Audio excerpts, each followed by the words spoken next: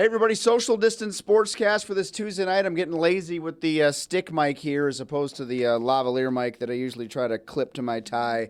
So bear with me. It was an exciting day. We got to talk to Chris Mack, really his first time addressing the Louisville media as a whole since they lost to Virginia, which seems forever ago, but he's back at home after spending some time at a vacation house in Florida. He did the Zoom press conference thing, and it was a lot that was covered. Right now, he said he's as confused as anyone about what's going to happen. He said, April's been kind of cloudy. It's usually a time for home visits, and he's just watching a ton of film right now back at his house and spending a ton of time on the phone with his players and players that he probably wants to come to Louisville.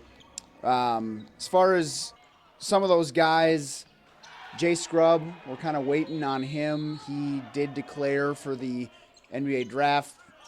Coach Mack doesn't have any insight that he was willing to share publicly as to what he thinks Scrubb's going to do. Right now, he has not gotten the feedback back yet in terms of what the committee is going to be telling him. And you really can't make a decision until you get some of that feedback. And that's something Malik Williams is also going to do. Coach Mack told us that you can declare for the draft or you can just ask for feedback from that draft board, so to speak, and kind of get some stuff in terms of what you picture might look like for you at the NBA level. And that's what Malik's going to do. He is not going to declare for the draft, but he has requested feedback. The other guy that was asked about is David Johnson. He's not doing any of that. He's coming back. He's not going to declare for the draft, and he did not ask for feedback from that draft board, if I'm saying that right, draft committee, whatever. He's not getting his feedback back. Does that make sense? Other than that, Coach Mack was also asked about Darius Perry. He had some nice things to say about Darius, saying that he's a guy that committed to a running, pressing coach and was asked to do a far different thing under Coach Mack. So Coach Mack says no animosity there. He was not shocked to hear that Darius Perry wanted to transfer, and Mack said that he'll be cheering for Darius next year. Coach is quarantining himself back at home because, as I mentioned, he spent some time in Florida. Governor Beshear has asked anyone that had been out of the state to self-quarantine. So Coach is doing that, and he's locking himself in his office during the day, and sounds like he's kind of bored. I could show you the office real quick if you'd like. You can sort of see it. You can see it. It has nothing in here. So that's what it's looked like for the first 2 years of our living here. And my wife's has done a pretty good job of putting some things in here.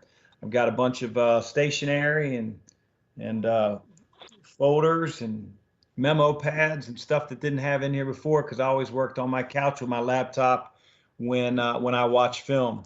But it's not very conducive when Braden, Lane, and Haley are screaming through the house 24/7. So I close the door, I come in this office, and I generally don't leave out except to get something to eat at lunch.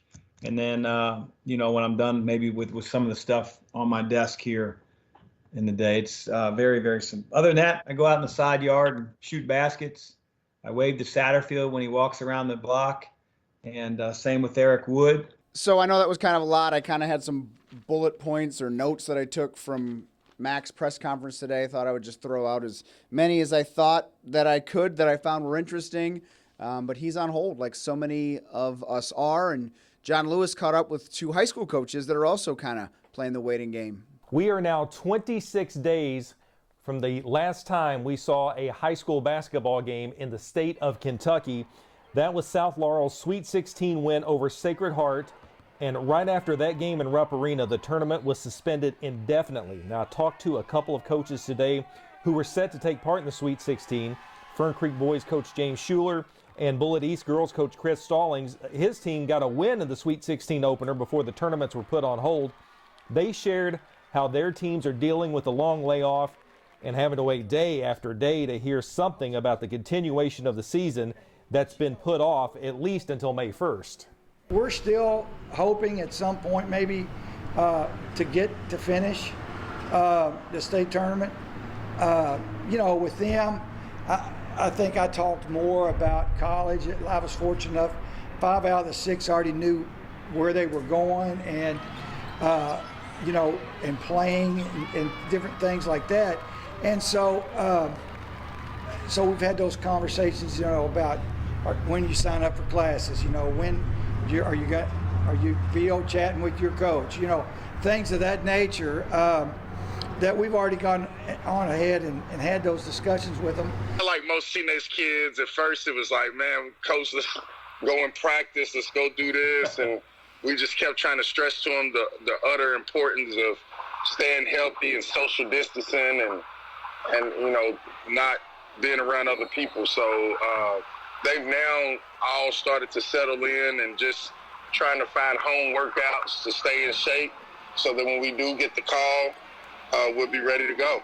Schuler likened this to an NCAA football team who has to wait a month before they play a bowl game. So he says that's the mindset that his team has. And if the tournament does get called back on, then his team will be ready. We've got more from both those coaches up right now on WDRB.com. I'm John Lewis, WDRB Sports.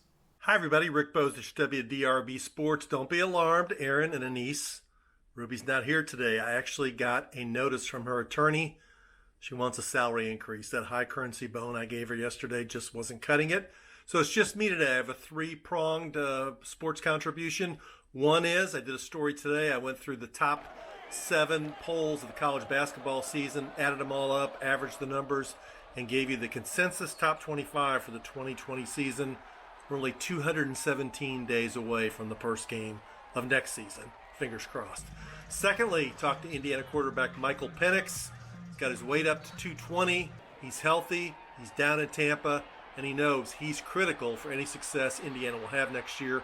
They won 8 games last season. They think they can do just as well, if not better, this season. And Penix is a guy, he's actually showing up on some Heisman boards, along with 366 other players. And finally, one other IU note, they got a commitment from Logan Duncombe, a 6'9" center from Moeller High School in Cincinnati. He's in the class of 2021. So Archie Miller has his first commitment in the junior class. That's all I've got. Ruby might be back tomorrow. Depends on how we can work it out with her agent. But I'm here at WDRB and WDRB.com. Thanks for watching. Yeah, Anise and I are going to want to see Ruby every day, Rick. Keep that in mind. Pay her whatever she's asking for, as many treats as she wants. Ruby needs to be back in these videos. Anise is off today. She'll be off for a few days, so I'll be doing these solo. And what else? Eric Crawford, as far as that Chris Mack press conference, Eric just transcribed the whole thing, and he posted a couple articles on our website. So if you want to go back and read more about what Coach Mack had to say, again, it was a ton of stuff. So if that's something you want to do, check that out at WDRB.com. And with that, we're one day closer to the games returning.